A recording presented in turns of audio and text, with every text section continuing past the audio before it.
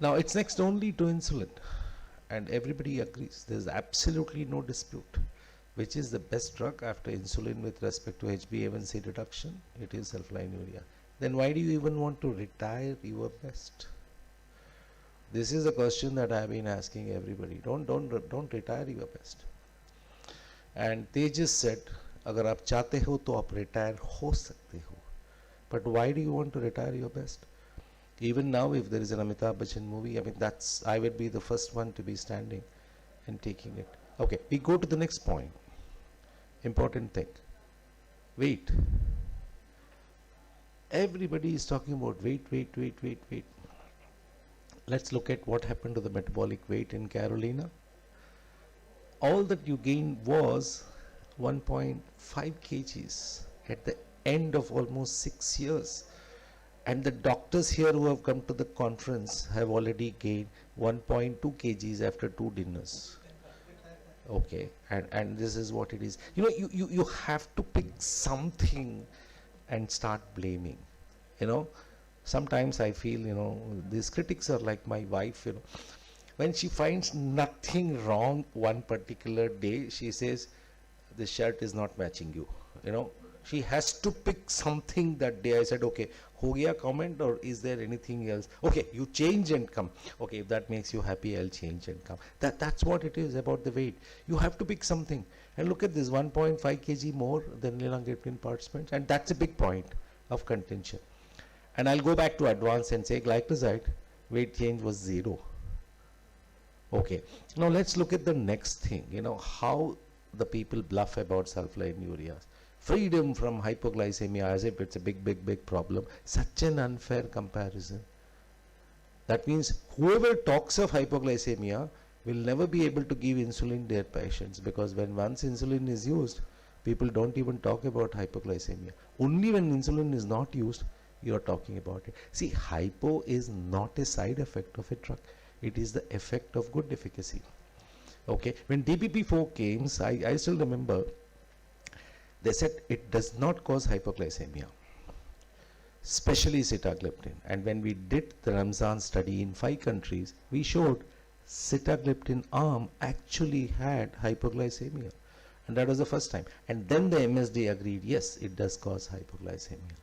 Now, any insulin, any oral agents, all patients, and this is the frequency of hypoglycemia. And I said, hypo is a good effect of the drug. All that it needs is education. If somebody complains about hypoglycemia, I complain about the doctor and say, look, you have not educated the patient about hypoglycemia.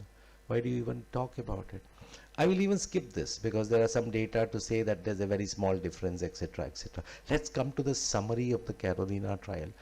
And summary, they very clearly said hypoglycemia with glimepiride was 3 times higher. I agree. They had the data or something like that to show. But what they did not show all of us was hospitalization due to hypoglycemia was higher in the linagliptin group compared to the sulfonylurea. Nowhere that data has been shown in the Carolina trial. Cleverly hidden. 3 times higher, fine, but no death. Hospitalization was more in those who were taking linagliptin and hypoglycemia. Sometimes it's very clever medical writing which hides most of these things. And all about hypo, I mean, I don't even have to go about it because the titration was a little funny, 1 to 2 mg and from 2 mg to 3 mg and 3 mg to 4 mg. All this happened in 16 weeks. And we never do this in our real practice.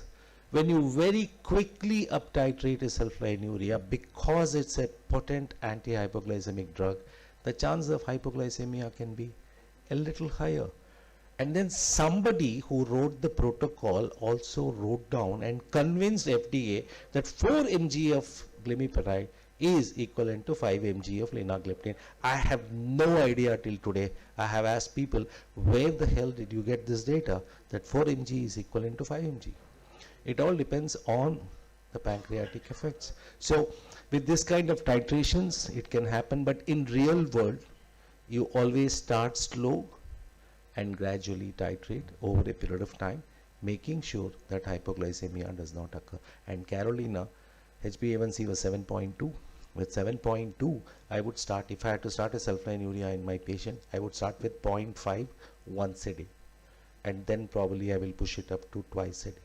And still teach the patients even with 0.5, if you get hypo, then you reduce it to half. I would not start with 4 mg like what they did in Carolina. Advanced trial, severe hypoglycemia 0.7 with glycoside. Now, cardio safety. I think this was shooting in their own luck, especially the DPP4 group, because when they designed the CVOT for Carolina, I don't know how the FDA also approved this. The bold step was to compare linagliptin with glimepiride. I think they thought that glimepiride would lose, and that never happened. 3-point maze, absolutely equal. Curves are hugging each other. 4-point maze, no difference between glimepiride and the linagliptin. And Lina had to say, we are not inferior to glimepiride. So we are not saying glimepiride is superior. Linagliptin said, we are not inferior to glimepiride. And again, hypoglycemia is something. Okay. Now there were charts of ADAs 2021, 2022 guidelines, and this is what ADA say. Why are our doctors not showing the RSS-DI guidelines?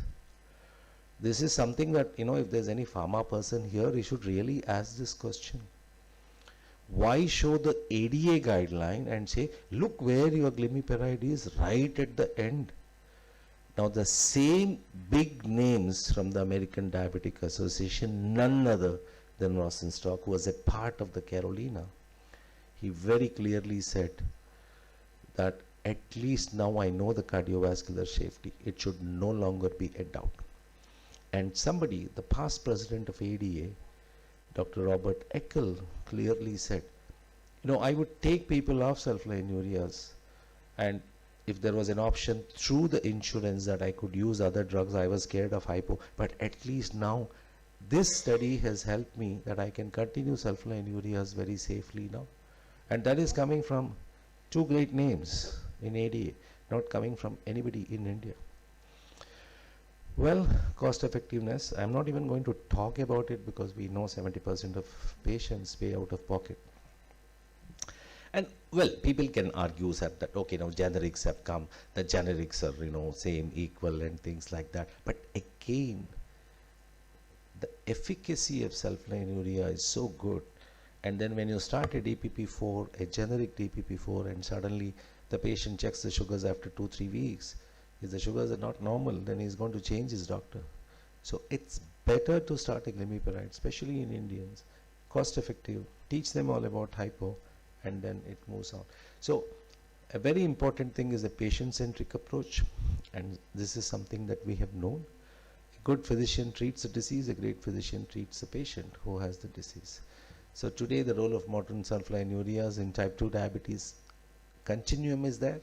It's going to continue. I'm sure it is going to be there for many, many years. Winners never quit, and anybody who wants to quit will never win.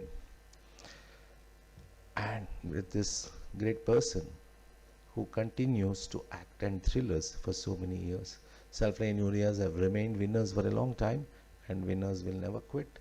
And self-line ureas in 2022 and probably 2030 or maybe longer will continue to stand extremely tall. And even in my practice, I don't even hesitate to start a self-line urea.